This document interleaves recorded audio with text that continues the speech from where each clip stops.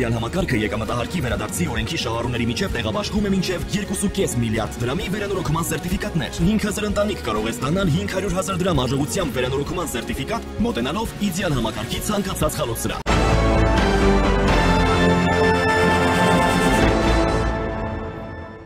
Ողջույն, դուք դիտում եք առաջին լրատվականը, ես Ժիրայր Ոսկանյանն եմ, զրուցակիցս Քրիստոնեա ժողովրդավարական կուսակցության նախագահ Լևոն Շիրինյանն է։ Բարև ձեզ։ Պարոն Շիրինյան, Երևանում մեկնարկել է Երևանյան երկխոսություն երկրորդ միջազգային ֆորումը, որի բացման ժամանակ հանդես եկավ արտգործնախարար Արադ Միրզոյանը, տարբեր երկրների պաշտոնյաներ են ժամանել այստեղ եւ այլն։ Հանրապետության վարչապետը անդրադարձավ Հայաստան-Ադրբեջան հարաբերություններին ու մասնավորապես ասաց հետեւյալը. մենք առաջարկում ենք ստորագրել խաղաղության պայմանագիրը եւ զուգահեռ դիմել ՀԱՀԿ-ին Մինսկի խմբի կառույցները լուծարելու հարցով, դա կառուցողական մոտեցում է ունենալ երկու փաստաթղթեր սեղանին դրված ու ստորագրել դրանք միաժամանակ նույն պահին, նույն վայրում։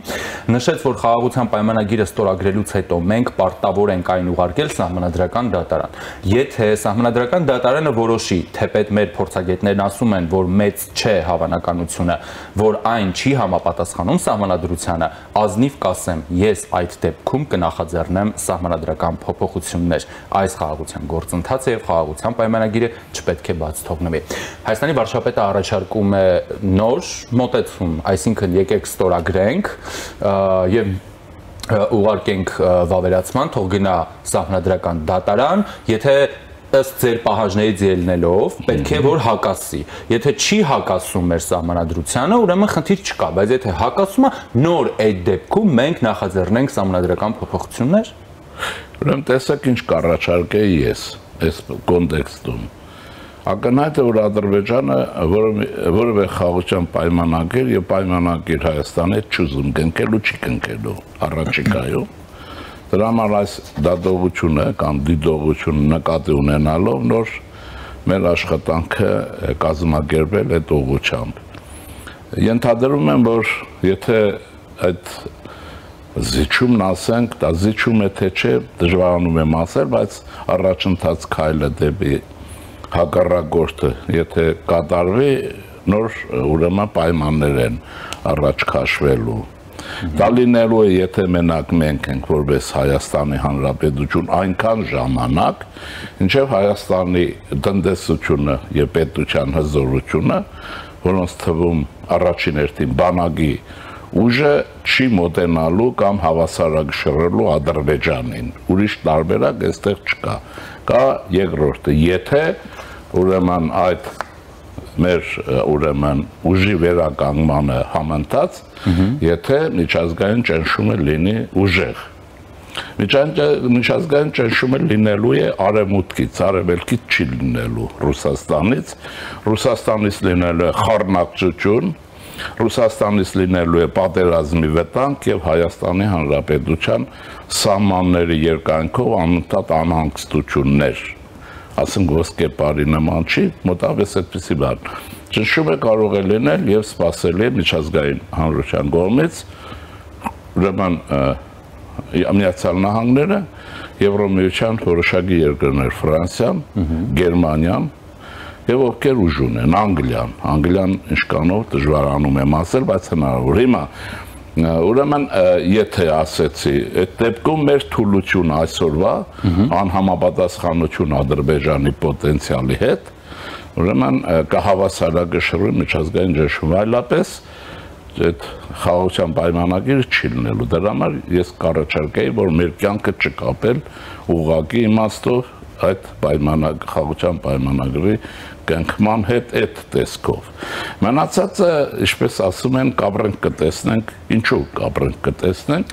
որովհետև աշխարհը հարափոխող երկրաքաղաքական տեղաշարժերի մեջ է, տուրբուլենտ, եւ այստեղ շատ բաներ ուրեմն կանխատեսել շատ դժվար, օրինակ, որը մեկով կարող է Թրամփի վարքագիծը կարող է որևէ մեկը կանխատեսել, կարող է Ռուսաստանինը կանխատեսել, Ռուսաստանինը կանխատեսելի է, միանշանակ Հայաստանի եւ հաջորդի դեմ է, միանշանակ, բայց այնտեղ կա երկրորդը, բայց նրանք էլ Չինաստան եւ այլն գիտեք ինչ հարաբերությունների մեջ են եւ ինչպես է զարգանում հայ-ուկրաինական պատերազմը, որ կոնֆլիկտ են անվանում կամ սահմանափակ եղավ, ուրեմն բազմաթիվ գործոններից է կախված, դրա համար առաջարկս է Հայաստանի ամբողջ ուժով կենտրոնանալ պետության զարգացման վրա եւ այդ ուրեմն կա նաեւ երկրորդ մասը, էլ ասեմ վերջացնեմ բլոկի իմաստով։ Իհարկե մենք խաղաղություն ենք ուզում, դա բնական է, եւ մեր վիճակում առավել քան բնական է, որովհետեւ շատ բաներ պիտի վերականգնվեն, վերանայվեն եւ այլն, բայց ես կուզենայի, որ խաղաղության ուրեմն այդ ճանապարհը գնալու ճանապարհը մեր ժողովրդին չդարձնենք պացիֆիստ։ Դա շատ վտանգավոր է, որովհետև իրադարձությունները կարող են այնպիսին լինել, որ կոնֆլիկտ լինել ուժեղ, կարող է պատերազմ լինել, եւ ժողովուրդը հոգեբանորեն ոչ միայն խաղաղությանը պետք է պատրաստ լինի եւ ոչ միայն խաղաղության, որտեղ խաղաղության ինքնին պատրաստ է,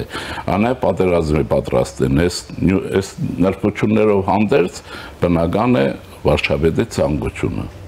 Դուք ասում եք այս կոնտեքստում դուք ասում եք, որ առաջկա Ադրբեջանը չի կնքելու խաղաղության պայմանագիր,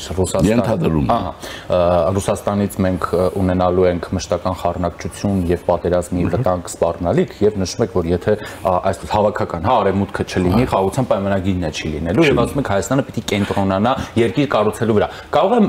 հետեւություն անել, որ այս ամենի տակ դուք նաեւ նկատի ունեք, որ Հայաստանը պետք է ձգտի արևմուտքի հետ ավելի խորը հարաբերություններ հաստատի, որը եւ մի քանի ուղղություններով Ռուսաստան, Ադրբեջան եւ այլն ունենալու է դրական ազդեցություն։ Եկեք դրա փոխարեն, խորի փոխարեն օգտագործենք բալանսի քաղաքականության ամբողջ կոնցեպցիայի մեջ ավելի իրեն հարազատ, կոնցեպցիային հարազատ տերմին հավասարակշռի, երբ Հայաստանը քաղաքականություն ավելի կհավասարակշռի այլ պետությունների հետ այդ հավասարակշռությունը ենթադրում է Ռուսաստանից առայժմ անվերջ հեռանալ, շատ գերակա է նրա դիրքը տարբեր ուղղություններով եւ ավելի մերձենալ արևմուտքի հետ, ոչ թե խորանալ, մերձենալ, չմոռանալ, որ մեր անվտանգության առաջին բաղադրիչը, որ երկրի այս վիճակից դուրս է բերել, եղել է Հնդկաստանը։ Ես չեմ ուզում անընդհատ այդ արևմուտք արևելք, սա դիխոտոմիա շատ վտանգավոր է, մեզ տանում է ցեղասպանության նախորդ շրջան, եթե Թուրքիա չէ, Ռուսաստան, եթե Ռուսաստան չէ, ապա եւ ցեղասպանությունը այս մեխանիզմի մեջ է տեղի ունեցել։ Ուրեմն մենք պետք է դա կողմնորոշումային քաղաքականության տրամադրության մեջ չխոսենք, այլ հավասարակշռման մեջ էլ ուրեմն մենք ահռելի ռեսուրս ունենք Հնդկաստանի հետ մերձեցման իմաստով։ Ոչ միայն ռազմական, այլ տեխնոլոգիական, այլ տնտեսական եւ այլն։ Մենք այնտեղ խնդիր ունենք Չինաստանի հետ հարաբերությունների նոր որակի եւ պիտի չմոռանալ, որ երբ վերաշխարհ լինելու է, եթե լինելու է Միացյալ Նահանգները, Չինաստան, Ռուսաստան չի լինելու։ Իհարկե չի նշանակում սրան պիտի անտեսեք, որտեղ դա շատ վտանգավոր է Հայաստանի եւ Հայաստանի համար եւ այս կոնտեքստի մեջ պիտի շատ ավելի հավասարակշռել եւ արդյունավետությունը բարձրացնել, ճիշտ է, դժվար է Իրանի Իսլամական Հանրապետության հետ անպայմանորեն մեր ծառայական այդ հասկանալի բարձր արդեն գալիս ենք արևմուտք Ֆրանսիա եւ առաջարկս է նաեւ Գերմանիան չանդեսել։ Գերմանիայի հետ մենք ունենք հոգեբանական խնդիր ցեղասպանության պատմության մեջ ինչ որ կա գիտենք, բայց Գերմանիան դառնում է, եթե մերձի կառավարման տարիներ ասեմ, ինչ որ սկսվել է, լինելու է ամենակազմակերպված ուժը, որ հակադրվելու է Ռուսաստանին դաշնակցած Ֆրանսիայի հետ։ Այսինքն այս բոլորը Միացյալ Նահանգները բարձ է։ Հավասարակշռումը նշանակում է ում որ գերակայությունը շատ բարձր է եւ հակադիր է մեր շարերին, սրան գրեթե բացառելի չեսնել տոկոսը խիստ, ինչպես ռազմական ոլորտում է, չէ՞, 10% Ռուսաստանը ունի մատակարարում մեր ընդհանուր մատակարարման մեջ այսօր, բայց տնտեսության մեջ ունի ահռելի գերակայություն։ Եվ այսպես մի խոսքով առաջացնել բալանսը կարողանալ հաշվել եւ ողբերգություն չտեսնել մեջ։ Չէ, տեսեք, հոգնիչ բարձաբանում մտցնենք, էլի, երբ որ դուք այդ բալանսի կամ հավասարակշռության մասին եք խոսում եւ ասում եք ոչ թե կողմնորոշումային մոտեցում ցույց տանք, այլ հավասարակշիռ, օրինակ ինձ մոտ այսպեսի հարց է, էլի, առաջանում, Ինչ է դա օրինակ ենթադրում հավասարակշռ հարաբերությունը, նույնատիպ, նույն մակարդակի, նույն բովանդակության հարաբերություններ Ֆրանսիայի հետ, Իրանի հետ, ԱՄՆ-ի հետ, Ռուսաստանի հետ, Չինաստանի, բոլոր հնարավոր երկրների հետ։ Այսինքն նույն մակարդակի հարաբերություններ։ Չէ, դա չի կարող լինել եւ չի լինում այդպես։ Ամեն մեկի հետ արդեն հենց այդ տերմինը առաջ գնալ այն ոլորտում, որ մեր ազգային շահերի հետ համահունչ է, եւ այնքանով, որքանով մենք կարող ենք սպասարկել իրենք էլ եւ վտանգները քիչ են։ Եվ այդ դեպքում ամեն երկիր տարում է առանձին մի միավոր։ Ընդհանուրը լինում է մի կանվա,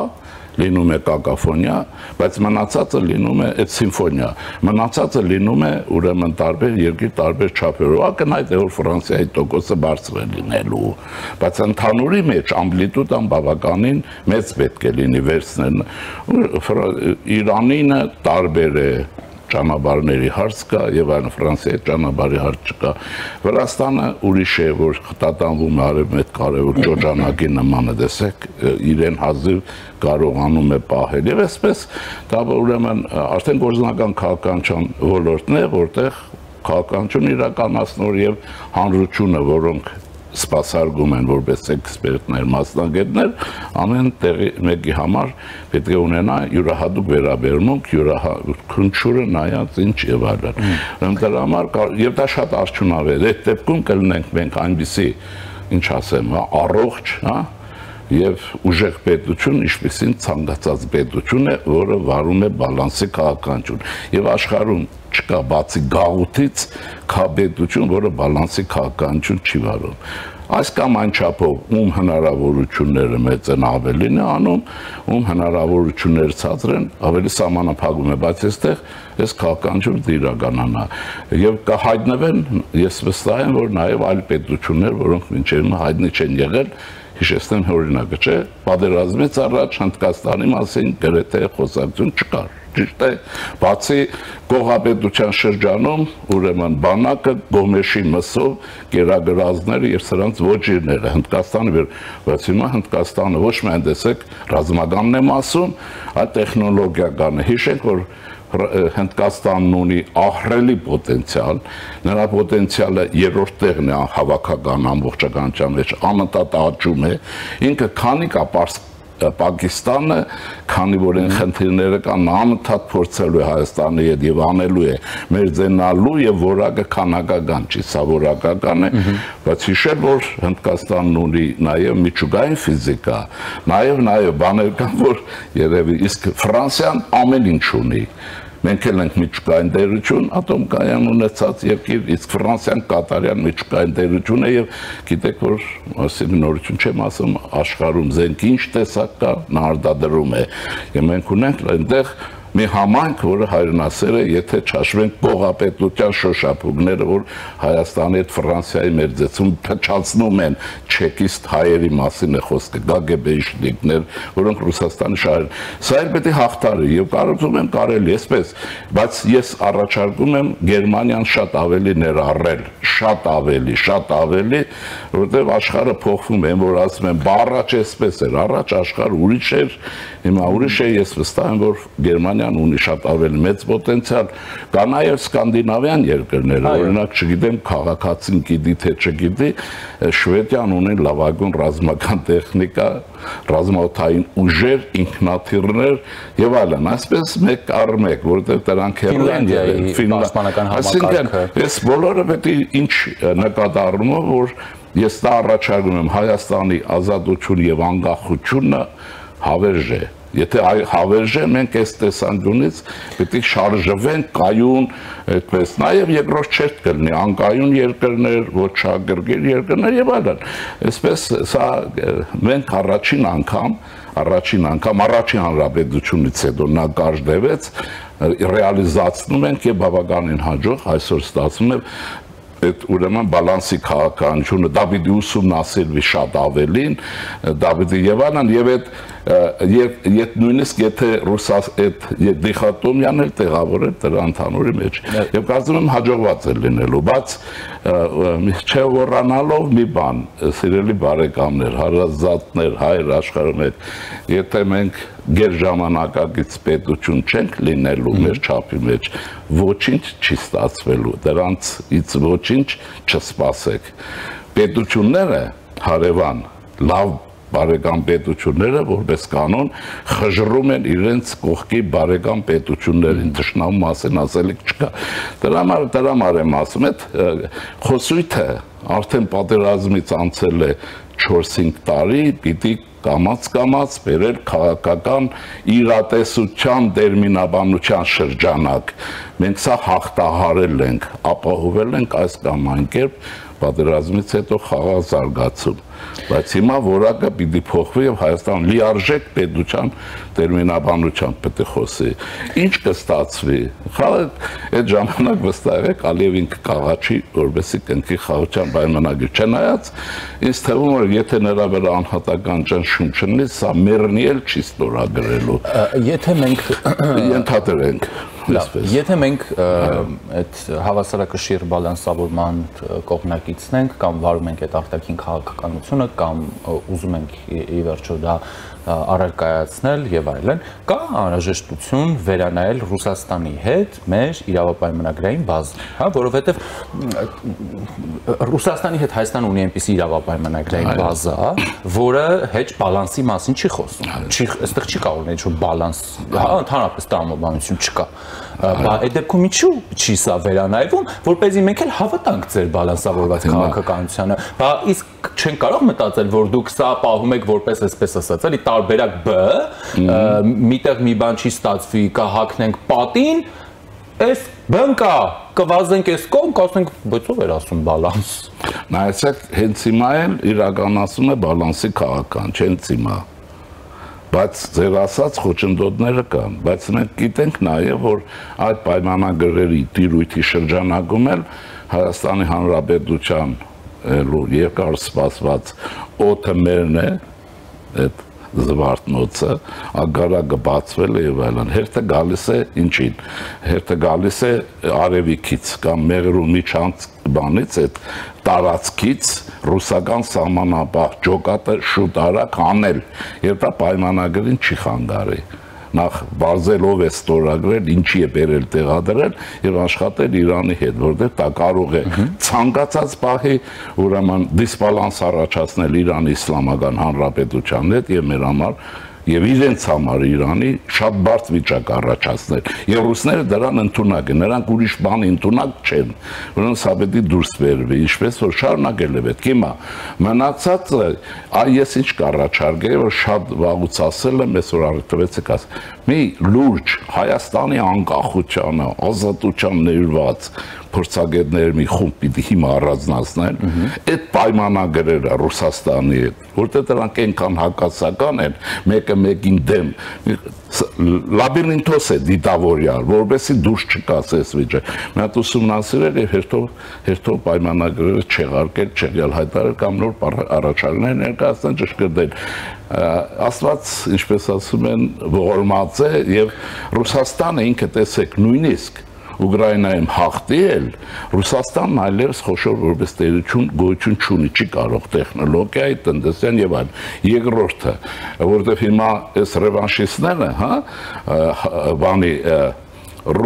ռաշիստները եւ այլն մտածում են թե հնարավոր չի պատկերացնել Ուկրաինան պարտվի, ենթադրենք, որպես տարբերակ միշտ, ուրեմն Ռուսաստանն այստեղ պիտի պահի երևի միլիոն օկուպացիոն զորք։ Ես վստահ եմ, որ ուկրաինացիները դա ոչնչացնել են 2 տարում։ Ռուսաստանը խրված է հավերժ։ Դրա համար մենք այստեղ բայց մի խնդիր ունենք։ Մեր ժողովրդի հոգեբանության մեջ եղած երկիրը բացառապես շատ ոլորտներում Ռուսաստանից կախվածություն եւ այլն, լավ հաշվապահի հաշվարկի նման անելով պետք է անընդհատ ջղեր շպրտել, պայմանագրերը։ Մնացածը բանի հետ է։ Չի արվում բայց դա։ Կարծում եմ, եթե ասեմ, եթե նորից կրկնեմ, եթե ուրեմն դուք մենք երևի եթե 3 տարի առաջ էինք խոսելու, մենք դուք կարող եք ասեք, որ Զվարթնոցից երբեք դուրս չեն գալու, Ագարակից երբեք դուրս չեն գալու, այն գոտին, որը Ադրբեջան-Հայաստանը երբեք չի լինելու։ Ուրեմն քաղաքականությունը բացառում է եթեներ երբեք դրամա, բայց ես ասում եմ աշխատել եւ չեղարկել։ Մի քիչ ուր ինչ է պետք։ Բարդվածի սինդրոմը արդեն սկսել մոռանալ եւ ավելի ակտիվ լինել, բայց հաշվարկով, մինչեւ ուկրաինացիները ռուսների հարց կլուծեն։ Եվ հետո ասեմ նաև հետագվյալը կա, պարզ է չէ, որ 2 տարի, հաջորդ տարի կոնգրեսի ընտրություններն են Միացյալ Նահանգների 2 տարի, Թրամփի քաղաքականությունը այսպես չի շարունակվելու եւ դա լինելու, բայց մենք ունենք նաև այնտեղ Ռուբիոն կա եւ այլն, որոնք հայկական հարցին քաջազանոթ են, 3-4-5 հոգի կան, գիշեր-ցերեկ սրանց հետ լավ աշխատեն, գիշեր-ցերեկ Առայժմ էր Թրամփից մենք վնաս առայժմ չենք ստացել, մեր Հայաստանը որպես էս էլ կա եւ քրիստոնեական այդ արժի համակարգի փափուկ ուժի կշիռը բարձրացնել։ Իմ ասածը ձեր ասածի երևի լրացումն է։ Գիշեր-ցերեկ աշխատել որպես ռեալ պետություն, որպես ռեալ ժողովուրդ եւ հոգեբանորեն ռուսներից ավրաչի հերթի ոչ թե պայմանագրերը, անջատվել դրանից հետ հեռանալ, հասկանում եք ինչ հոգեբանորեն։ Մնացածը լուծելի հարցեր են, ինչ կանով որ կանով։ Բայց ավանդյունարի մեջ չքաշվել։ Երբ որ Լավրովն էր Հայաստանում, այս վերջին օրերին, մի լեզուն չպտտվեց իր դաշնակցին, մի գոտեպնդող խոսք ասի Հայաստան-Ադրբեջան հակամարտության տրամաբանության մեջ, մի բառ չխոսեց ի օգուտ Հայաստանի, հա, հաջողության Հայաստանի։ Մարկո Ռուբիոն օրինակ դա հենց հետո հայտարարություն այցելի կոնգրեսում, որ Ամերիկան փորձում է կանխում է հնարավոր նոր ռազմական էսկալացիան տեղի չունենա, այսինքն հակամարտությունը չբռնկվի եւ այլն ու նման բաներ։ Ինչու, հա? Այսինքն երբ որ դուք ասում եք, տեսեք, քրիստոնեությունը, հա, որպես աշխատանքի այո, հա, աշխատանքի ուղղություն Միացյալ Նահանգների հետ, այս բլոկում Ռուսաստանը ոչ միայն մեր, չգիտեմ, 100 տարվա դաշնակիցն է, շատ մշակութային իմաստով Հայաստանը կապակցված է այդ երկրին, տնտեսությամբ, քաղաքականությամբ, ժամանակին անվտանգությամբ, երկու երկրներն էլ քրիստոնյա երկրներ, հա, ուզում ասեմ, այն ինչ պետք է սկսել Միացյալ Նահանգներում, այս մի 200 տարի է կա ռուսների հետ, բա ինչու դա պտուղ չի տալիս եւ Թրամփի հետ աշխատենք կտա։ Ուրեմն նայեցեք, նախ ձեզ հետ մասնակցորեն համաձայն չեմ։ Ռուսաստանը քրիստոնյա պետություն է թե չէ, բա այն 20-25-30% մահմեդականներն ինչ են։ Երկրորդը դա եվրասիական է։ Այ դա գալիս է ինչից, մեր սեփական քաղաքական գրականությունը չիմանալու հետ կապ ունի։ Օրինակ Ռուբեն Դարբենյանն ասում է, դա մոնղոլ-թաթարական պետություն է, եւ դա այդպես է, ես էլ եմ կրկնում։ Այսինքն քրիստոնեություն հայությունը հնարել է ինքը, կապցրել է այն չափը ձևը։ Նրանց համի հարցը, երկրորդը այդ արժի համակարգ իրենք չեն գնահատում։ Արևմուտքը գնահատում է, ես դրա համար նրա հետ էլ ուրիշ ձևով աշխատել։ Եվ Ռուսաստանից անդադ հեռանալ, ասեցի այդ որ Ռուսաստանի հետ մենք ինչքան ենք կապված 200 տարի է շատ չէ։ Քիչ է։ Չէ, բայց արևմուտքի հետ կապված ենք 5000 տարի։ Արևմուտքը մեզ հետ կապված է 3000 տարի։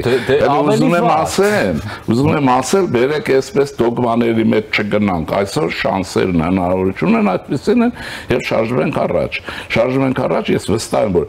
ինչու այդպես չի եղել մեզ մոտ, որտեղ Հայաստանը բալանսի քաղաքականություն չի վարել։ Ինքը եղել նստել է ռուսական ուրեմն այդ ցածի վրա 1920 դեկտեմբերի 2-ից հետո երբ Ռուսաստանն օկուպացրեց Հայաստանը, բայց առաջին հարաբերություն բազմակտոր քաղաքականություն է վարել եւ նաեւ ռուսների հետ հարաբերություն ունեցել։ Հիմա ավելի հնարավորություններ մեծացել են, այսինքն ված չկա, նոր իրողություններ, նոր բանջարներ ներկայացնում եւ կարծում եմ այսպես կգնա։ Իսկ մնացածը ես հարց եմ ուզում տալ ձեզ էլ նաեւ ռուսները մեր ինչն են։ Մեր ինչն են, որ իտալացիները չեն, որ գերմանացիները չեն, մեր ինչն են։ Իտալացիները ամբողջապես քրիստոնյա ազգ են, չէ, գերմանացիները, լավ են, վատ են, այդ չէ։ Ռուսները այդ քրիստոնյա ազգներ չեն, իրենք խառն են թաթարականով։ Բանին Դաստայևսկուն հիշեցնեմ, քերին ռուսին տակից դուրս կգա թաթարը։ Սա Ռուսաստանը սա է։ Դրա համար մեր քաղաքական գրականությունը, որ խսեմ տարիներին արգելված է եղել, որի մասին ես շատ հիշեցնում եմ, դրանք պետք է ուշադիր կարդալ եւ շարժվել առաջ։ Իրողությունները փոխվել են։ Եվ այսպես, այնպես որ իսկ ինչու էր տախոր Լավրովը, ինչու չասեց գոտեբնդող խոսք։ Իրենք նայեցեք, իրենք վերագանում են ռուսկի միրը, Հայաստանը փլցնում է ռուսկի միրը։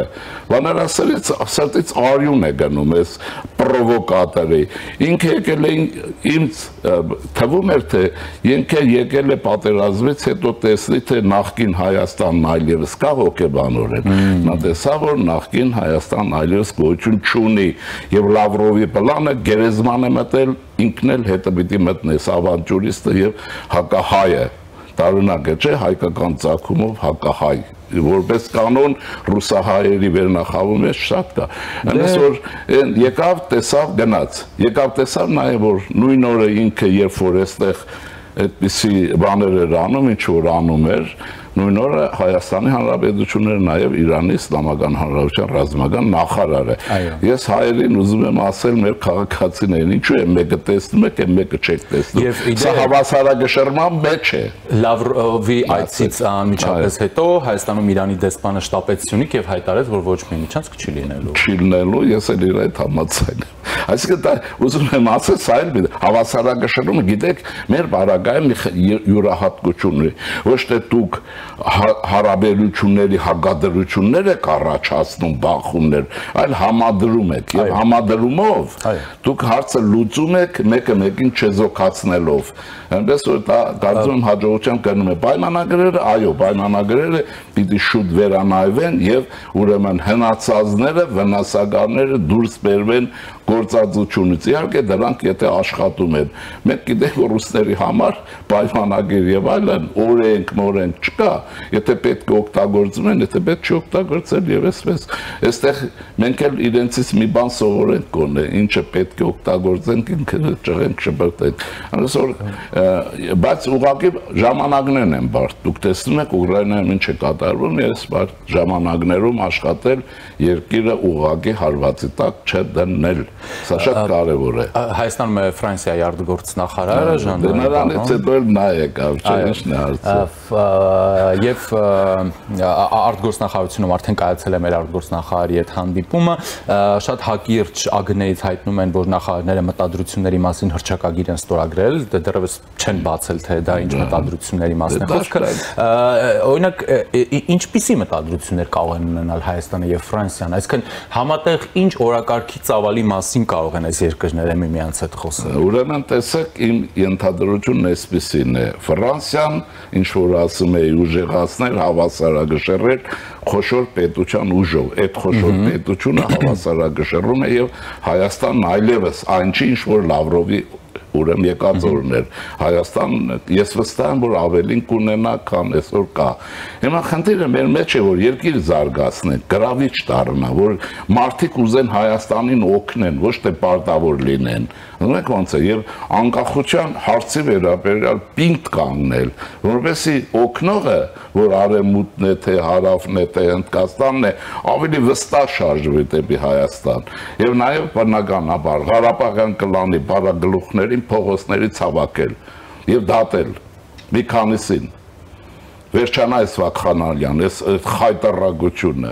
Դուք ասում եք փողոցներից հավաքեն դատեն, ազգային ժողովի նոր նախագահ են ընտրել, հիմա էլ նախագահի մասին Դա բան է, ինչ ասեմ, ես դրան հիմա եթե ազգային անվտանգության մեր ծառայությունը սրանց վերահսկում է, օքեյ, կարելի զիջում դիտել։ Եթե չի վերահսկում, ուրիշ բան է, բայց նրանց քաղաքական ակտիվությունը պիտի թողել Հայաստանում զերոյի ակտիվությունը Ստրասբուրգ եւ այլն, այսպես խնդրեմ։ Շնորհակալություն։ Խնդրեմ։